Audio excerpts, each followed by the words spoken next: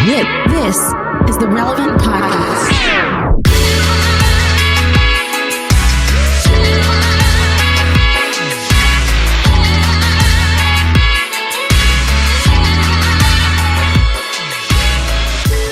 It's Friday, November 5th, 2021, and it's the Relevant Podcast here in Orlando, safe and sound, back from the Terror Dome. I'm your host, Cameron Strang, and joining me from Loverland, Virginia, is Jesse Carey. Hello, hello. From Nashville, Tennessee, artist, producer, mogul, Derek Miner. Hi there. And once again, sitting in for the very absent Jamie Ivey is Relevant's associate editor from Texas. You got Please welcome downtown Emily Brown. Hey, y'all. I don't know how to say it. Hey, Emily. How's it going? Good. Don't act too excited to be here. Hey, Emily, pronounce it one more time for us. Let's just put this thing to rest. One more time, and then we're done. Nacogdoches. Okay, I get it when you say it. I don't get it when I'm reading it from the rundown because it doesn't make sense. I know it's. I don't want this. It sounds like it could be like a nut collection as well. Like I know it has a nut collection historic meaning.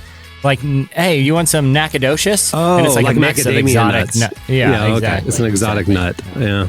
Well, there are a lot of exotic nuts in her town. So I knew you were going to say makes that. Sense. Yeah. We have a great show in store for you today. Coming up later, we talk to Brandon Lake. I was going to say Mad City Music's Brandon Lake. I was going to say Bethel Music's Brandon Lake. He's on everything. Brandon Lake joins us. You don't want to miss that. Plus, we have relevant news and some other stuff. All right. Before we get rolling, though, okay, we are post-satanic holiday. Thankfully, we can purge our system of all of that. November 2nd, Election Day, you're talking about. We are fully in the happy holidays and the thankfulness holidays, the generosity holidays, the celebrating the birth of our Lord and Savior holidays. We can exhale. All the demonic stuff is behind us. How are you guys feeling now that we're fully in November? Cameron, I got a question. Yeah. How many people were mad that we talked about Halloween as much as we did? Zero people. Zero? All these kids who grew up in the church. Here's the thing. Nobody celebrates Halloween like church kids who never got to celebrate Halloween. You know what I'm saying? We're all in on the joke together. Kev on stage said that. He was like, nobody celebrates it like ex-church kids. Like, I got a couple comments. Like, I posted some memes and it was just some guys that were like, oh, Christians celebrating Halloween. I was confused.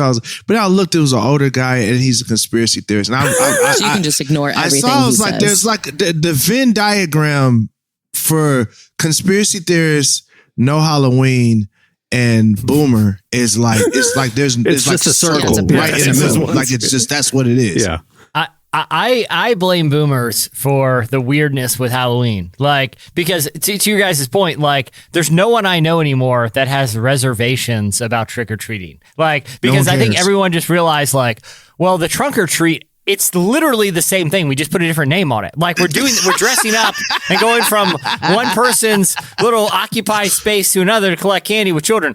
It doesn't work like that. I can't call. That's like me saying, "Hey, man, I'm not doing drugs. I call them grugs." And so it's no big deal. I just changed the name. Like, those aren't drugs. Those aren't drugs. It's like, just a substance I take in to make me feel better. You know? Yeah. It's exactly. Right. It does, you can't just relabel it. But I blame boomers because if there's one demographic, they created, like, Halloween's bigger than it's ever been. Right? You can't go anywhere without it look like you're walking onto the set of like an 80s horror movie. Right? Like, there are, and it's most of the Halloween costumes I saw among adults this year, which everyone seemed to be dressed up. Whether, like, people are just going to check their mail. It's like, well, I should probably dress up this year. You know, like, I don't know if it's post-COVID or all this pent-up post-evangelical legalism that has people all fired up for the holiday.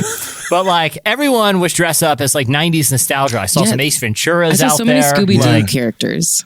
Scooby-Doo? Yes, I saw a ton of Scooby-Doo. Why? That must I don't be know. a Nacogdoches thing. That's a Nacogdoches thing. No, it was on my TikTok too. Okay. I saw of Wilma or Velma. I saw that of Velma. I saw not Velma just at a Scooby-Doo, brewery. like the characters. Oh, I thought you were talking about the dog. I'm sorry. Is it like the ironic nostalgic of the reboot early 2000s, late 90s Scooby, or is it like 70s authentic Hanna-Barbera? I didn't look that closely at the costumes. It's difficult Because there's to two decipher. different generations. You know what I mean? There's two different generations of Scooby-Doo. I didn't realize that. I think they're still making Scooby-Doo. So, like, I don't know if it just if everyone was like remembered that they loved this, mystery solving dog friend group. But I just saw so many people dress up as like the dog and Fred and Velma and all of them. And I was like, I missed the memo on this. Like, I didn't realize we all were doing this. I felt a little left out. I just feel like everything that like the boomers, like every cultural thing the boomers withheld is like fair game now. Like I'm talking hard drugs, kids like proms. I remember, boomers weren't letting their kids go to prom and stuff like that. It's like all of my like peers that are a little bit older and they got like kids going to prom or whatever, it's like, oh, it's fair game. They going crazy. You know what I'm saying? It's like it kind of backfired for real. It backfired a little bit. Here's how you know it didn't work. Any of those kids that grew up under, those really strict evangelical parents who were, making you do the trunk or treat or the, harvest party or Holy Ghost wiener roast or whatever, and were and believed in like, if you go knock on your neighbor's door and ask for candy, you're somehow summoning some spirit. Right. Go on Facebook where the boomers hang these days and look how many of them are posting pictures with their grandchildren now dressed up to go trick or treating. It's like, sorry, my parents were pretty chill, but this is a message to all those boomers who withheld it from my generation. No pictures with the grandkids in costumes. It didn't work for my generation.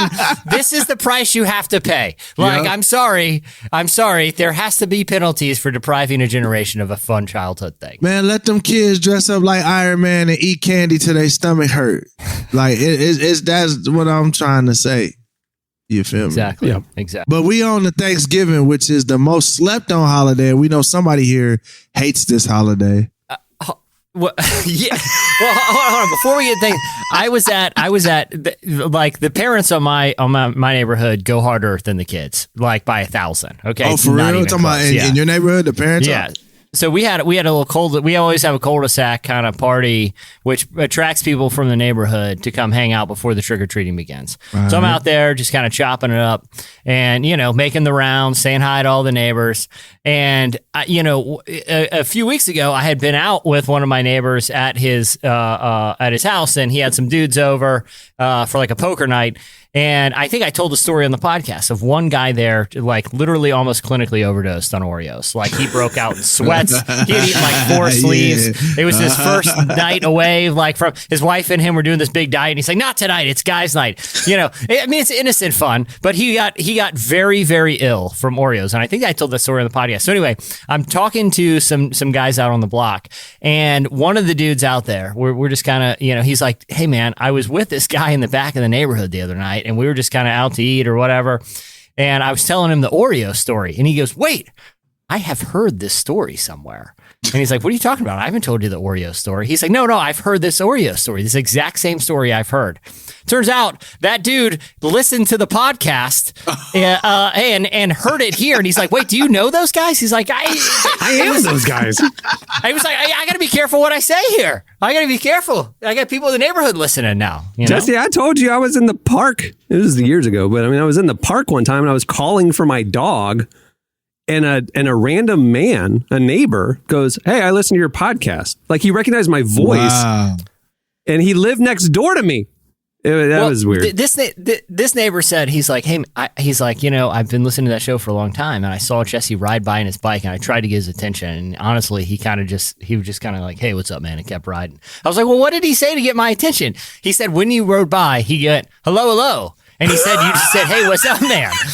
To be fair, I didn't. I thought that's a common thing. I didn't know. Just wave me down, listener. Hey, just he thought you curved him, bro. I know. I feel terrible. I don't even know where this guy lives. I feel awful now. I feel terrible. I feel like a jerk. That's funny. But, All right. Well, we have a great show. Let's get it rolling. Stay tuned. Up next, Tyler joins us for Relevant News.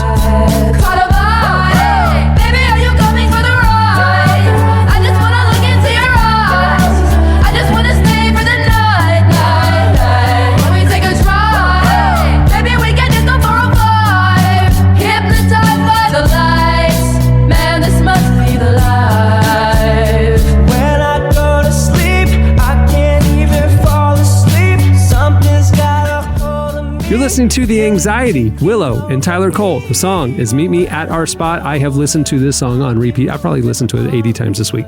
I know it's huge on TikTok right now, and it's just an earworm that gets stuck in your head, and now it's stuck in your head. You're welcome. Well, before we get to relevant news, I want to tell you that today's show is brought to you by BetterHelp. Is something preventing you from being happy or achieving your goals or keeping you from experiencing peace? With the heaviness of all that's happening in our world, it can be difficult to find purpose and joy sometimes, and that's why there's BetterHelp. BetterHelp will assess your needs and match you with your own licensed professional therapist. You connect in a safe and private online environment. You can start communicating in under 24 hours. You'll get timely and thoughtful responses. Plus, you can schedule weekly video or phone sessions. To top it all off, BetterHelp is more affordable than traditional offline counseling, and financial aid is available. We want you to start living a happier life today. So as a Relevant Podcast listener, you'll get 10% off your first month by visiting betterhelp.com/relevant. Join over 1 million people taking charge of their mental health. Again, that's BetterHelp, HELP.com/relevant. Okay, it's time for Relevant News. Please welcome to the show, Relevant Senior Editor Tyler Huckabee, telling us what's happening at the intersection of faith and culture this week. Hey, Tyler. Hey, everybody. What's going on? So I wanted to share this. I feel like we have a reputation in Relevant News for bringing the bad news. For being kind of a downer. What? Yeah, there's a lot of bad news. There's a lot of bad news out there. But this is I didn't know there was a reputation. Yeah, well, I feel like maybe on staff I feel like people talk about it. I was going to say, how did you find out about this reputation? It sounds like you were like under the bleachers after a basketball game and you heard some of like the cheerleaders like, have you listened to Relevant News It's lately? so negative. Like that's, Tyler's like, what? Is that where you heard it? Because that's where I heard it, Tyler. Insofar as I have a reputation at all, which I don't think is very much. I feel like Relevant News, we're trying to find the good. And I don't know if I'd call today's story necessarily good news. You'll see, but it does involve. I want to give props to. It's better than bad news. It's better than bad. It's definitely It's a cool story that I want to highlight. No Baptists are doing a big scandal cover up. Well, they are, but that's not. Yeah, but we're not talking about that. We're not talking about it. Yo, chill out.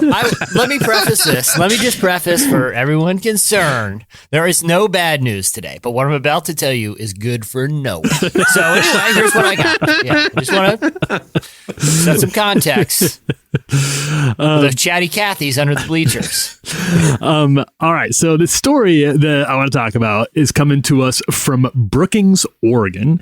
And in the city of Brookings, apparently the city council there unanimously, and this is not the good news, unanimously approved a limitation that churches in the area can only offer free meals to the homeless twice a week. Okay, this is a big change, and this was not a policy that existed, but they approved it after the council received numerous complaints from people who live near the churches that fed people. Right, so these churches were having these gatherings where they would feed the homeless. This was happening every day of the week, and the neighbors they don't like that. That makes them mad. There's scary people in the area. They leave. It's a mess. They don't like it, so they started making noise to the city council, and the city council unanimously approved the limitation, said you can only do this twice a week now. The reason this started happening is because of obviously the pandemic. Many meal services in the town were halted or reduced due to COVID-19 concerns. And we don't really know. There's not a lot of studies yet because it's really hard to judge the impact of COVID-19 on the homeless population in Brookings and everywhere. There's a lot of ideas. There's a lot of reports out there that we really are underestimating the effects because there's just not a lot of reporting on it. But just like other population groups, obviously, the homeless have endured a lot more difficulties and tragedies during the pandemic than people who have a place to go or have access to sanitation have endured. So, according to Reverend Bernie Lindley, who is of St. Timothy's Episcopal Church there, and he's the one who was hosting all of these, and he said that the council's ordinance would leave some days where people living in the town wouldn't have access to a meal at all. So he says that despite the council's ruling, he will not stop providing free meals, and he is willing to go to court over this. He said it's an issue of religious freedom. He says this is the way we express our religion, by feeding people. It's a Christian rule for him. So he says basically that this ordinance is a violation of his right to practice free religion, which is why he plans to continue to do this. In fact, he even said, and this is pretty metal, I like this, he said, quote, "We are not going to stop feeding. They're going to have to handcuff me and take me to jail. It's not going to happen. We're not going to stop feeding. We're going to do what Christ compels us to do." Rage Against the Machine stuff. I like it. And I think that rocks. I'm tired of churches that churches get in trouble over like dumb stuff. Like the churches put their feet down on the weirdest stuff sometimes, stuff that does not matter. Go to jail for feeding the homeless. Thanks. That's awesome. That's the sort of civil disobedience that I can really get behind. So I wanted to bring this very cool story, and hope that this sparks a lot more of that sort of making good trouble. I just don't know why he didn't clearly read the verse that said, I was hungry and you fed me. Twice a week. Remember the poor on Tuesdays and Thursdays. Like I don't know how much more clear. I don't know how much more clear Jesus has been. The days that starts with T, you can worry about the poor and the hungry. Starts with T, which only works in English. It doesn't work in Greek or Hebrew. Yeah, well, it's not a perfect system, but the poor will always be. That's how I understand it. See, I thought you were going to bring intersection faith and culture. I thought you were going to bring the fact that Kanye brought Marilyn Manson up to lead worship this week. Whoa. No, yeah, leave that away everybody. alone. Why? Yeah, That's crazy. Derek, I feel like you're the big Kanye fan. You're sort of our Kanye. I always appreciate your Kanye takes. What's your take on that kind of? I don't want to call it a stunt because I feel like that's kind of dismissive. But what do you think of that? But action by Kanye? Here's the thing. For me, I'm like, I don't know. I don't know what it is. You know what I mean? You could look at it in one way and say, oh, it's a publicity stunt. But the thing is, on one side, and I've seen people say that, but on the thing is, there's nothing that he could do that's not a publicity stunt. Kanye went to the movies today. It's a publicity stunt. Like, it's just like, if you have more than one celebrity in the middle of anywhere, if they went to Target, people would say it's a publicity stunt. For those who don't know what we're talking about, on Sunday, this past Sunday, Kanye brought back his Sunday services and with the gospel choir and everything, and brought up on stage to lead in prayer and worship, brought up Justin Bieber and Marilyn Manson. And when we posted on Instagram, the conversation was interesting because a lot of people, because Marilyn Manson is definitively an honorary priest in the Church of Satan. That is a true statement. And so, but his parents were also preachers, correct? Or he was raised in a Christian home. That's the story. So right. A lot of people in our comments were saying, like, how dare he? And then some people were saying, hey, listen, I mean, Marilyn Manson can get saved too. That's amazing. Like, Kanye's bringing him into the fold. And then a lot of people said, it's not that he's there. It's that, should he be leading? Should he be up there leading? Like, if he's like coming to Christ or a baby Christian or whatever, maybe he's just an attendee. Why did Kanye put him on mic? That kind of a thing. So, but Kanye is a baby Christian. As I'm saying, I'm like, why? Why are there all these rules on people singing to God? Like, I don't understand. Like that's my thing. I'm like, let's break it down to what the nuts and bolts of this is. Do it. It's 3 men singing worship songs. Now, all of them, like 2 of them one of them has a crazy tattered past in the middle of something crazy right now. Kanye is been on a roller coaster, and Biebs has just been trying to figure it out. But at the end of the day, they sang a song about God. It's not like, I don't see how, like, I think when we start looking and say, yo, this guy's a baby Christian, we don't know if he's a Christian.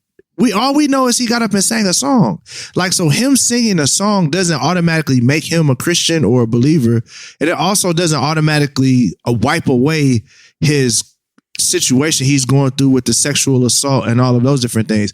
It's just a man singing a song. You know what I mean? Yeah. I think for me, that's my thing. It's just like, yo, like the Bible said, lay hands on no man suddenly. So I'm not gonna, just because I saw a photo op, I think the idea of the publicity stunt is more of us looking at celebrities and think everything they do, we automatically jump to rash conclusions or whatever. It could literally just be, they were like, yo, let's sing the song together.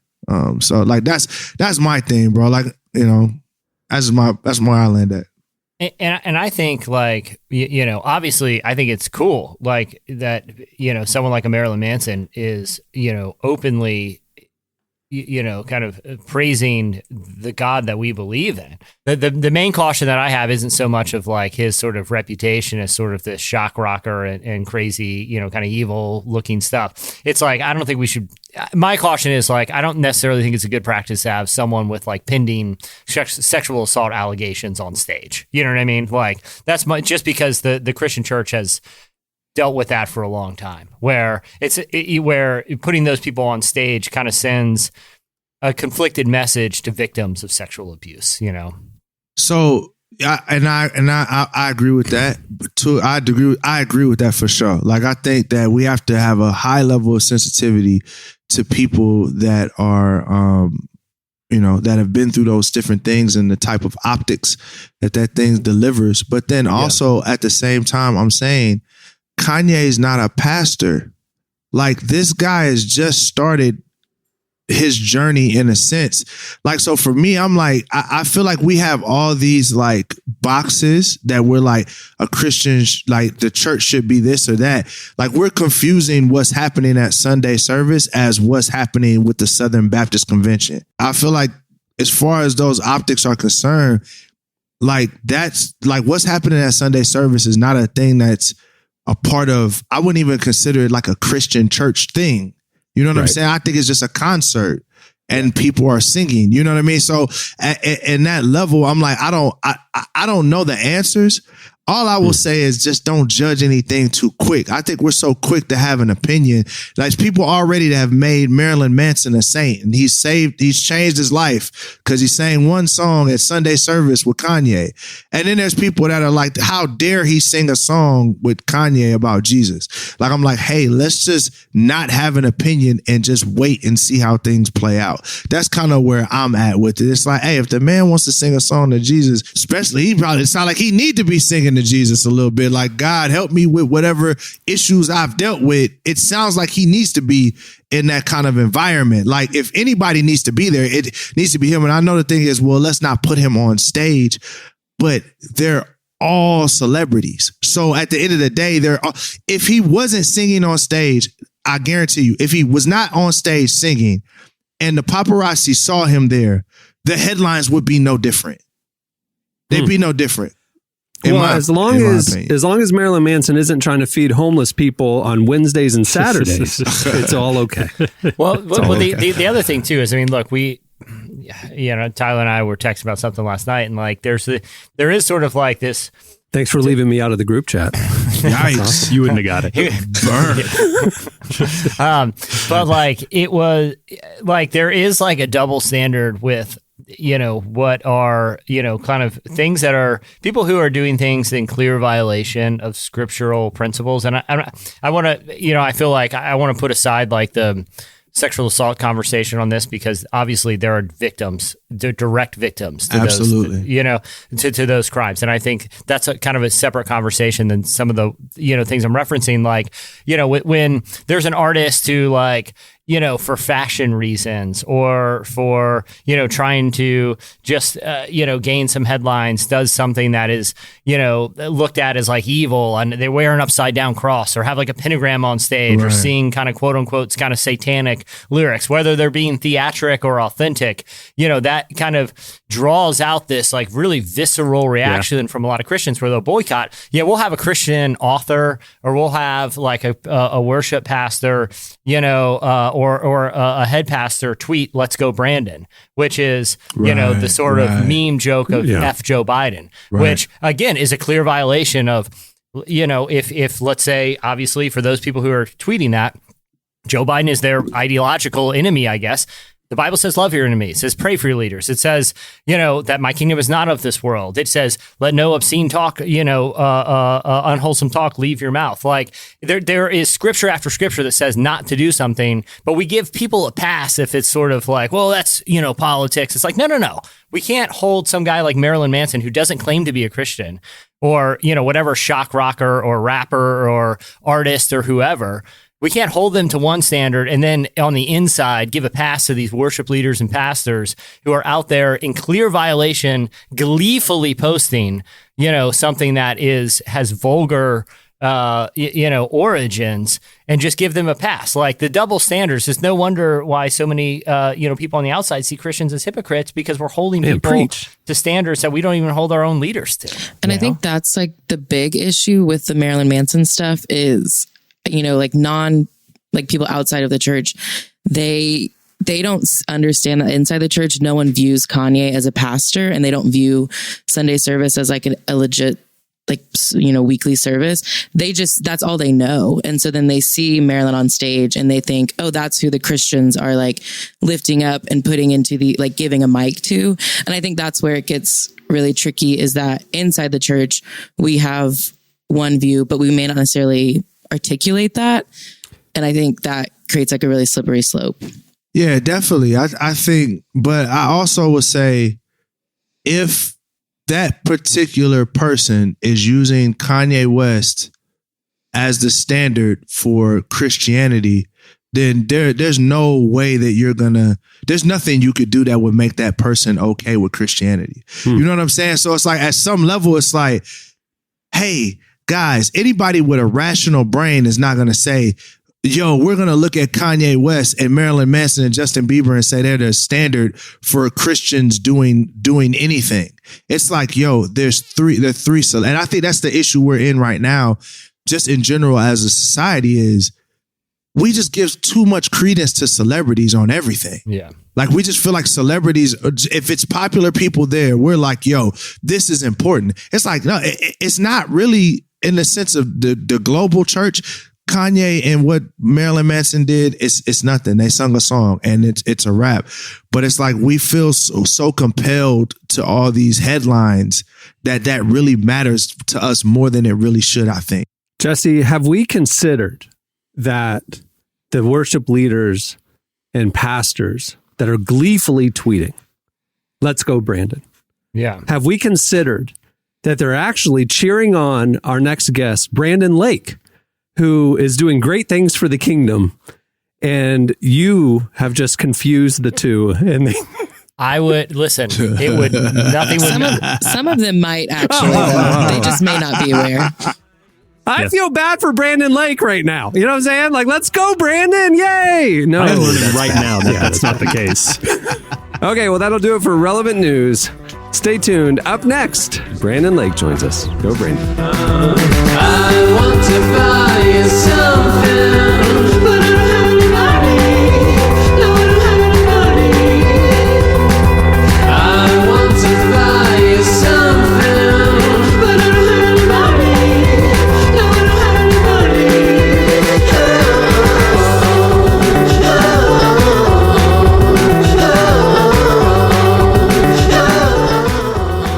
You're listening to The Drums.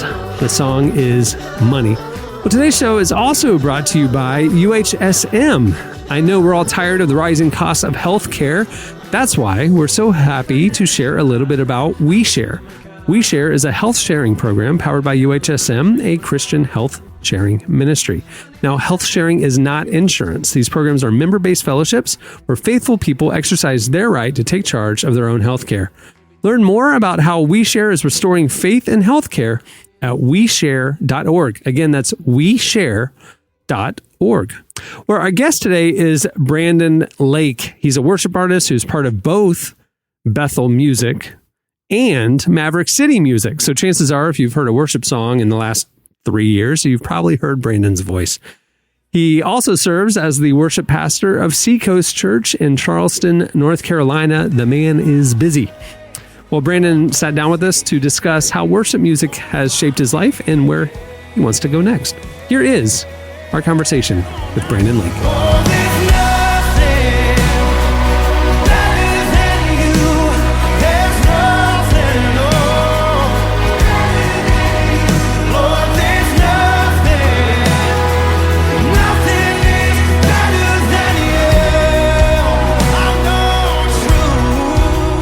something that I was kind of noticing, before we started talking, I was just going over your career and some of the projects you've been a part of. And even more than this is fairly common for people in your line of artistry. There's a lot of collaboration, but you work with everybody. Like if there is somebody making church music in America, not even America, in the world, you've jumped on a track with them at some point. And I'm wondering, you know more about this than I do. Do you feel like that's true? Do you feel like you have an extra amount of, more maybe than most of your colleagues and peers in that industry? Do you feel like you have a collaborative sort of vibe to your work? Yeah, 100%. I think that's just like in my nature, in my character. Like that's who I am. I'm a people person. I love being around people. I've got a lot of Enneagram 7 in me. I get FOMO big time. But I just think that I've worked really, really hard over the past few years just to steward relationships really well. And to any person I meet, just like give them all of me and love on them and encourage them. And I think honestly, that goes a long way. I mean, it could have just been a conference that I ran into Chris Brown and was just talking and getting to know him. And then it led to a write, because I'm 3 hours down the road from Elevation. And that's what led me to write with those guys. And it was writing with strangers at first in Atlanta, and then just investing in my gift of writing. I just wanted to be a better writer. And that turned into this whole thing called Maverick City Music. Right. And then that's what actually led me to be a part of Bethel, is I was going to become a Bethel writer. And then they were like, hey, actually, we think there's an opportunity here for you to join our team as an artist. And man, I mean, like if I told you my whole story, it'd just be crazy how many points there was just a connection that led to another one, another open door. But the consistent thing for me has been, I've always been a local church dude. And I'm a PK. I grew up in a church plant, and I'm still a worship pastor at my church. And I don't know, man, I believe like when you take care of God's church, he's going to take care of you. I mean, we're the hope of the world. And I think, why wouldn't God want more collaboration to happen across the church and across these different platforms if it gets the word out there all the more, you know? We started talking to Jesus. We started talking to Jesus. We started talking to Jesus. Oh, and now he's talking to Jesus. Thank God he's talking to Jesus. I know that part of getting Maverick City off the ground was hoping to create more of those collaborative opportunities, particularly with groups of people who aren't always a part of those, at those tables or in those rooms when these collaborations are happening. And I'm wondering, when we talk at Relevant a lot about how Mav City, we'd never heard of it, and then all of a sudden it felt like an indispensable part of like the entire worship music experience. And I'm wondering, when you, as somebody who is on the inside from day one, at what point did you realize there's something sort of special happening here? Like was there a moment, or was it sort of a slow rolling experience, or how would that work out? Man, I think I'm still having those moments of of disbelief, mind blown at just the way people have received the music. I think it's been many different moments, obviously going out on tour and seeing the level of hunger and excitement and how these songs have gotten people through these past few years. Honestly, my pastor at home, Pastor Greg, he talks a lot about, God can use anybody, but there's something to like right place, right time. And I think God just orchestrated this perfect group of people, not perfect group of people, but the right kind of team with the right kind of heart in the right season when we were desperately going to need these songs.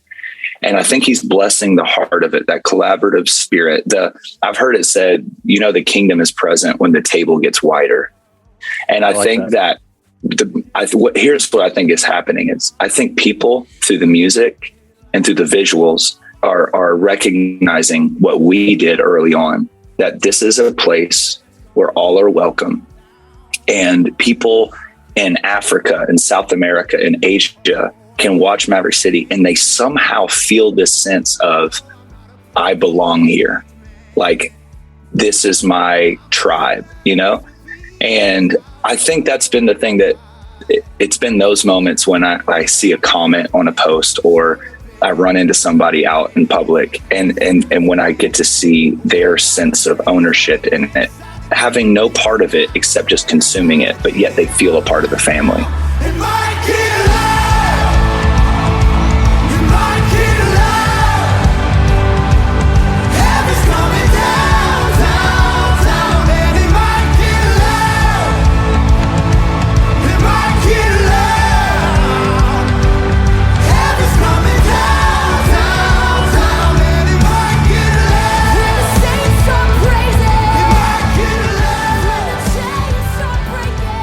I want to ask you a little bit. You mentioned this briefly. I want to touch on this a little bit more. You mentioned how hard you've been working to prioritize the local church and the church that you're made a part of.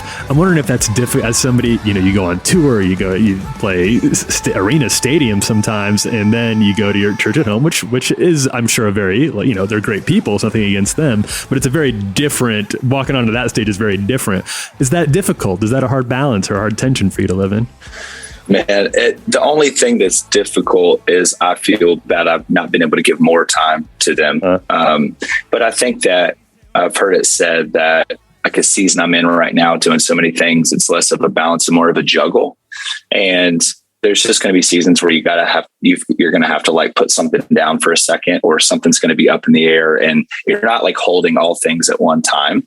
And that's one thing that my leadership has been so gracious towards me. They're like, hey, we understand we're going to get a lot less of you right now, but when you are home, we get a better you. And so it's challenging, but it's also the kind of church that they are in leadership. When I come home, it's like no pressure. It's so comfortable. I get up there, sing a song, and just hang out. And it just feels like family. Honestly, it's like right now it feels like a family reunion every time I'm home on a weekend. And so I think the only challenging part is just, I wish I could do more of it right now. But, me and my wife are being intentional and about, after this season of tour, really focusing on a lot of time at home. And because, I want to stay rooted. I want to stay planted, things grow. And so that's really important for me and my family. I want to go to church with my kids. I want them to see me in the church and run around the halls and it feel like a second home to them. And so, yeah, we make sure that there's enough of that. I know there's still, like, lots of churches are still in kind of a weird spot with COVID stuff, and they don't know what the rules, none of us know what the rules are, and getting together and gathering and all of that. And from and I think that's led to a lot of uncertainty and some and a lot of sadness and some kind of hard feelings about even just like our spiritual lives, our doubts, our faith. And I'm wondering if, from your perspective, being out there on the road and worshiping and seeing something that a lot of us don't get to see, groups of people praising God together. Haven't seen that in a year or so. What's the temperature out there? What do you see? What do you see God doing in this country as you're traveling around, as you're gathering these people together? And has that been encouraging for you as somebody who's been through the same thing the rest of us have been through over the past year and a half or so? Yeah, of course. Man, the picture I just got, and this might be dumb, I don't know, but it's like, obviously Jesus being our shepherd, we're the sheep. Even though the sheep have been locked up in a pen, they're still hungry and they still need to be fed. And I think people are starving. I think they're starving for the truth. They're starving to worship. They're starving to be in a community and to exercise faith together.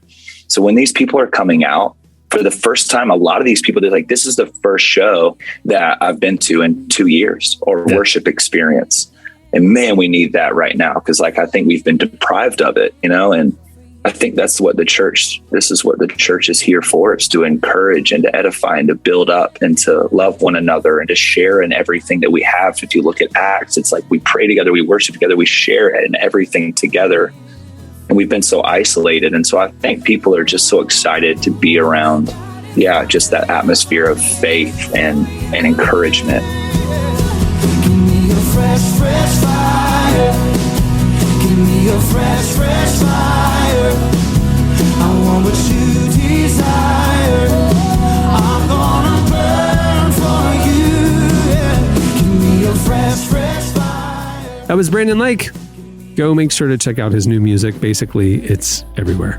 Stay tuned. Up next, it's your feedback. I know it doesn't matter. I know it doesn't matter. None of this even matters. I know it doesn't matter. I know it doesn't matter. None of this even matters.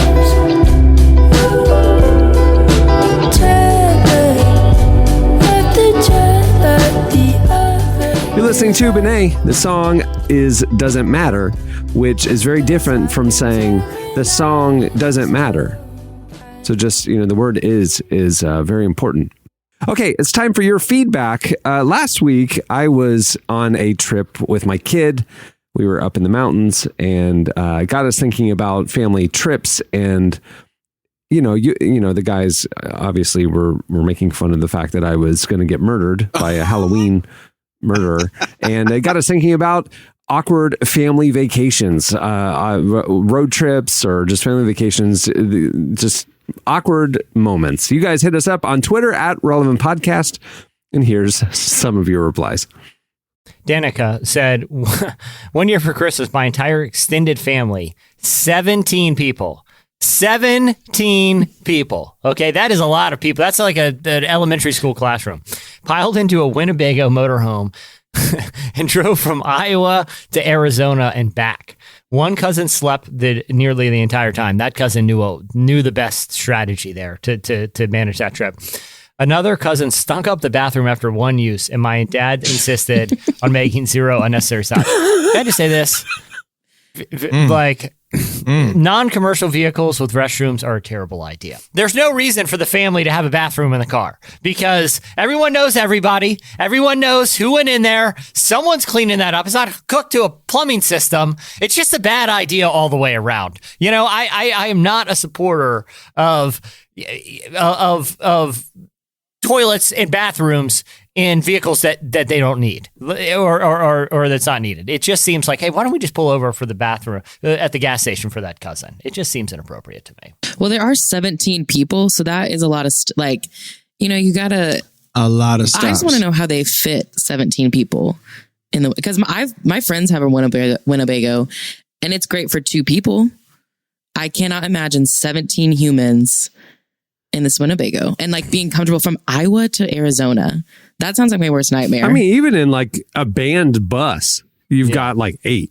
Yeah. You're not rolling 17 deep. That's crazy. I think this Danica has to be lying about something. Katie Hobby said when her brother and sister and her were in elementary school, their grandparents took them on a 4-day, 7-state road trip. She says the worst trip of her life because they kept fighting and they wouldn't let the kids do anything except look out the window. Dude, grandparents were just at a different level back then, man. That was fun. I remember one time we got in trouble as a kid because we were camping in a Winnebago with my grandparents. And my brother was halfway through an apple. And at the time, he was just done with the apple. The apples are pretty big. We were young. And I remember we got in trouble because my grandmother, they were just, they lived through the Great Depression. They were the greatest generation. But we are arguably the most smart aleck generation. I remember my grandmother said to him, don't throw that away. Think about all the poor kids, who would die, who would want the rest of that apple. And my brother leaned out the Winnebago and started going, poor kids, I have a half an apple. It really made me realize how differently and how much better grandparents see the world than what was the response? What was the response? I think just shaking the head of okay, this is the next generation. We should be content looking out the window. We're in this beautiful country. We're in this great piece of technology. It's like the old comedy bit where it's when you used to go people will fly in a plane across the country and find things to complain about. Where if you were to make a trip back in the day, like they were talking about a trip for the Oregon Trail, the people you started the trip with it could be a whole different group by the end. People died, people were born along the way. It was tough sledding. Okay, for our grandparents, You know, like we should have a little respect and be like, hey, Katie, that doesn't sound so bad. Maybe you should have just soaked it in. Maybe if you would just looked out of the window contently, and maybe if me and my brother would have ate those apples, we would have had a little nugget about life of just appreciating the small stuff. I'm with your grandparents, Katie. My grandma would have pushed me out the window. Like I'd have been out there like, poor kids, you would have Poor kids. Like that would have been what happened. I can't believe he did that. Hey, Clark, change that to say one of my cousins. One of my cousins said, You gotta be anonymous, Clark. Do not. Oh man. Okay, well, it's time for this week's editorial question of the week. Okay, we're in November now. It's early November. It was reported that Mariah Carey's "All I Want for Christmas Is You" has reappeared on the Spotify Top 50 charts. It's already happening. And with COVID, timings got changed and weird and all this stuff. So for this week's question of the week, we want to know from you your thoughts on when you flip the page to Christmas. When do you start putting decorations up? When do you start listening to the music? When is it okay to embrace the season after Halloween? Now, are you rigid with the Thanksgiving window, or has the desire for the Christmas Yuletide cheer overtaken that rigidity and crept up into November? Plus, with all the supply chain stuff, people are going to be having to do Christmas shopping way earlier this year. So it's just like, when is it Christmas? That's what we want to know from you. Hit us up on Twitter at Relevant Podcast. Tell us your thoughts there, or wherever you see us post this question, like on IG and Facebook. And we'll read our favorites on next week's show. Hey, I have a Shark Tank idea that I'm going to pitch it around the tank right now. I want to know who's in. All right. I'm offering this idea for 5% equity in my company for an investment of $250,000. You do the math. This is a big money idea. I can't do that. So, like, you ever walk around the neighborhood and there's just people that just keep them up all year round? Like, it's just Christmas lights, like those icicles. It's midsummer. Yeah. Like, I feel like they got past Valentine's Day and they're like, spring's coming. And they're like, you know what? Should we? Is this the year we just leave? We're the people that would just leave the Christmas lights up, because it's a pain. It's a pain to get up in the gutters and to hang them all up. Right. So here's my idea. You know how like the big thing right now is like those string lights, right? They're just like industrial lights with like Edison bulbs on them, and it makes every backyard looks like it's a Mumford & Son music video from 8 years ago. You know what I'm saying? Like I feel like I'm eating dinner under a magnolia tree in Chip and Joe's backyard everywhere I go these days. Like that's just the vibe, Hey, how about this? What if we convert Christmas lights to these all year round things where they're just like Edison lights, but we have some mechanism that change the colors for different times of year? Halloween, they turn orange. Christmas, they turn orange and blue. This way, we're not climbing up on the roofs like a bunch of maniacs half the year trying to clean lights off or hang them. We just have, and like I said, it looks like we're coming out of an episode of Fixer Upper wherever we go. It's going to be beautiful. People will love it. What do you guys think? I'm going to pass on that. It sounds like a fire hazard. Listen, we're going to let the lawyers worry about nerdy stuff like that. There are two people that don't concern me when I have a business idea. One is attorneys, two is the fire marshal. So, Derek, I don't think this is the right fit for you. Sorry, I'm out. Well, before we wrap things up, I want to thank Brandon Lake for joining us today. Make sure to go check out his new music. It is available everywhere. You'll love it. Also, make sure to follow Relevant on all the socials. We're on Facebook, Twitter, and Instagram every day. It's the best way to keep up with what we're doing, what we're publishing, what we're putting out there. Plus, you can interact with us. You'll find the question of the week and a whole lot more. Make sure to follow us on all the socials. And if you're not a social media person, head over to the Relevant homepage where you can sign up for our new daily newsletter, bringing you the top 5 trending stories at Relevant every morning. You can sign up there. It's a great way to not miss anything, even if you're doing a social media fast. On that note, we'll wrap it. I'm Cameron Strang. I'm Jesse Carey. I'm Emily Brown. And I'm Derek Miner. We will see you on Tuesday. Have a great weekend, everyone.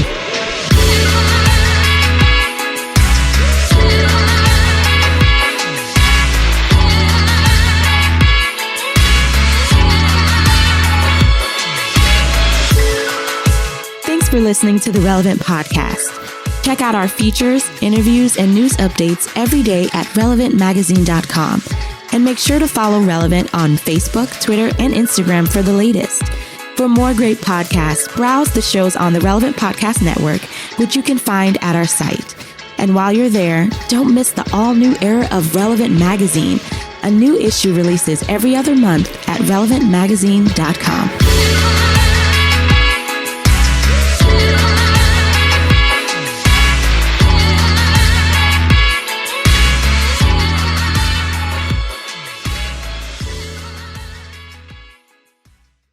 Hey, man, I'm not doing drugs. I call them grugs. Relevant Podcast Network.